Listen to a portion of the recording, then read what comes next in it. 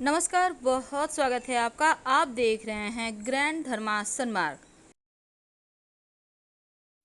चैत्र मास के कृष्ण पक्ष के एकादशी को पाप मोचनी एकादशी कहते हैं और इस बार ये एकादशी 28 मार्च सोमवार को मनाई जाएगी।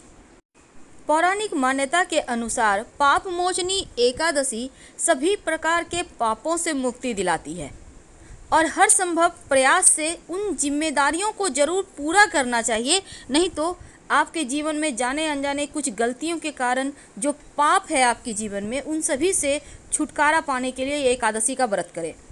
इस दिन नियम अनुसार व्रत रखें तो सभी मनोकामनाएं अवश्य पूरी होती है। तो एकादशी तिथि 27 मार्च की शाम 6:04 से शुरू होगी और 28 मार्च शाम 4:15 पर समाप्त होगी। पापमोचनी एकादशी व्रत का पारण 29 मार्च सुबह 6:15 से सुबह 8:43 के बीच किया जाएगा। एकादशी के दिन कुछ खास प्रयोग किए जाते हैं। आज हम स्वस्तिक का टोटका आपके साथ शेयर करेंगे। देखिए, हिंदू धर्म में किसी भी शुभ कार्य को शुरू करने से पहले स्वस्तिक का चिन्ह बनाकर उसकी पूजा करने का विधान है। मान्यता है कि ऐसा करने से कार्यों में सफलता मिलती है, क्योंकि स्वस्तिक के चिन्ह को मंगल का प्रतीक भी माना जाता है। अब ये जो स्वस्तिक है, सु और अस्ति के योग से बना है। इसका मतलब होता है शुभ और शुभ, यानी अस्ति का अर्थ होता है होना और शुभ का मतलब होता है अच्छा, तो अच्छा होना। किसी भी कार्य को आप करने के पहले गणेश जी का नाम लेते हैं और हिंदू धर्म में स्वस्तिक को गणेश जी का भी प्रतीक माना जाता है। वैसे तो किसी भी शुभ कार्य के पहले आप स्वस्तिक बनाकर ही प्लेट में रखते होंगे, फिर आप पूजा करते होंगे, क्योंकि ऐसा करने से जीवन में खुशियां बढ़ती है। जिस तरह से स्वस्तिक के 4 प्रकार की रेखाएं हैं स्वस्तिक में और इसका आकार भी एक ही होता है, एक समान, लेकिन असल में स्वस्तिक का यह चिन्ह क्या बताता है? पौराणिक मान्यता है कि 4 दिशाओं यानी पूरब, पश्चिम, उत्तर, दक्षिण की ओर इशारा ये 4 भुजाएं करती हैं और हिंदू धर्म में इनको 4 वेदों से जोड़कर देखा जाता है, यानी ऋग्वेद, यजुर्वेद, अथर्ववेद और सामवेद। मान्यता है कि स्वस्तिक की 4 रेखाएं सृष्टि के रचनाकार भगवान ब्रह्मा के 4 सिरों को भी दर्शाती है और 4 पुरुषार्थ यानी 4 आश्रम, 4 लोक, 4 देवों ब्रह्मा, विष्णु, महेश, गणेश की तुलना भी की गई है। मान्यता है कि यदि स्वस्तिक की 4 रेखाओं को भगवान ब्रह्मा के 4 सिरों के समान है, तो मध्य में जो मौजूद बिंदु है भगवान विष्णु की नाभि है, जिसमें से वे भगवान ब्रह्मा प्रकट होते हैं और स्वस्तिक की 4 रेखाओं में एक घड़ी की दिशा में चलती है, जो संसार के सही दिशा के चलने का प्रतीक है। ये तो स्वस्तिक का महत्व है, लेकिन आज हम एक खास प्रयोग बताएंगे।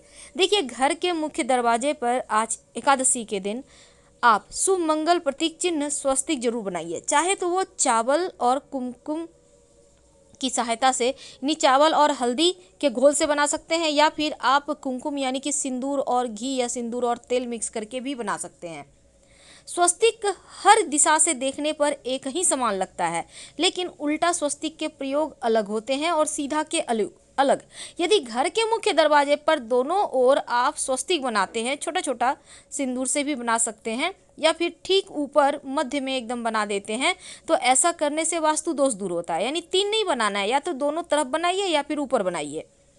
भौतिक कामनाओं की पूर्ति करता है, तनाव हटाता है, चिंता, अनिद्रा, बेचैनी, तंत्र मंत्र क्रियाओं से भी रक्षा करता है और शुभ कार्य की शुरुआत के पहले स्वस्तिक को भी अंकित किया जाता है। इसीलिए स्वस्तिक को मान सम्मान, सफलता और उन्नति का प्रतीक माना जाता है। अगर जीवन में बहुत परेशानी हो तो इस किसी भी एकादशी के दिन आप स्वस्तिक को प्राण प्रतिष्ठा करवाकर चौखट पर लगवा सकते हैं। वो तांबे का भी हो सकता है और आप चाहें तो एक स्वस्तिक जो चांदी होता है उसका आप ले आइए, रेडीमेड मिलता है छोटा सा, और लाकर उसको अपने पूजा घर में रखकर पूजा करें। स्थिर लक्ष्मी की प्राप्ति होती है और लक्ष्मी को प्रसन्न करने के लिए चांदी में आप चाहें तो नवरत्न भी लगवाकर आप स्वस्तिक को रख सकते हैं। खैर, ये तो आप सबसे अच्छा है कि सिंदूर और घी तेल मिक्स करके या फिर चावल और हल्दी का घोल से बनाइए। घर के मुख्य दरवाजे पर स्वस्तिक बनाते हैं तो छोटा ही बनाइए, बहुत बड़ा मत बनाइएगा। 3 अंगुल, वैसे तो 9 अंगुल से बड़ा नहीं बनाना चाहिए, आप 3-4 अंगुल का बनाइए, सुंदर भी लगेगा। तो घर के सामने अगर पेड़ या खंबा है तो इसके दुष्प्रभाव से भी रोकता है स्वस्तिक का चिन्ह। देवताओं को खुश करने के लिए खासकर एकादशी तिथि पर आप थाली में या किसी जहाँ भी आप चौकी पर रखते हैं देवता को, तो स्वस्तिक बनाकर फिर देवता की मूर्ति रखें तो देवता प्रसन्न हो जाते हैं। और आप चाहें तो इष्ट देवता के पास स्वस्तिक का चिन्ह रख सकते हैं। एक विशेष उपाय, अगर मुख्य दरवाजे की दहलीज के दोनों ओर स्वस्तिक बनाकर उसकी पूजा करें, स्वस्तिक पर चावल की ढेरी और एक एक सुपारी रख दें, तो ऐसा करने से अपार धन की प्राप्ति होती है, सफलता मिलती है। इस एकादशी के दिन नहाने के पानी में तुलसी का पत्ता या फिर बेलपत्र डालकर नहाइएगा, क्योंकि इस समय आप जब बेलपत्र डाल देते हैं तो सभी तीर्थ स्थान के पुण्य फल आपको प्राप्त हो जाते हैं। और आप चाहें तो कुसा घास डालकर भी नहा सकते हैं। वैसे तो शिव जी की भी पूजा कीजिएगा। अब ये नहीं कि एकादशी तो सिर्फ श्री हरि की पूजा करेंगे, बिल्कुल नहीं, क्योंकि जब आप दोनों की पूजा करते हैं तो आपके जीवन की तमाम परेशानियां समाप्त हो जाती है। अगर आप अपने घर के पूजा स्थान पर एक प्लेट में स्वस्तिक बना लेते हैं और स्वस्तिक के ऊपर थोड़ा सा चावल, एक सुपारी रख देते हैं, तो इसे 21 दिन तक रहने दें। बाद में इस सुपारी को उठाकर गणेश जी के पास रख दीजिएगा घर में ही, और स्वस्तिक वाले प्लेट को आप साफ कर लीजिएगा। 21 दिन तक ये बने रहने से आपके जीवन में धन की कमी नहीं होती। यानी इस एकादशी को कर लें तो लंबे समय तक ये आपको लाभ देता रहेगा।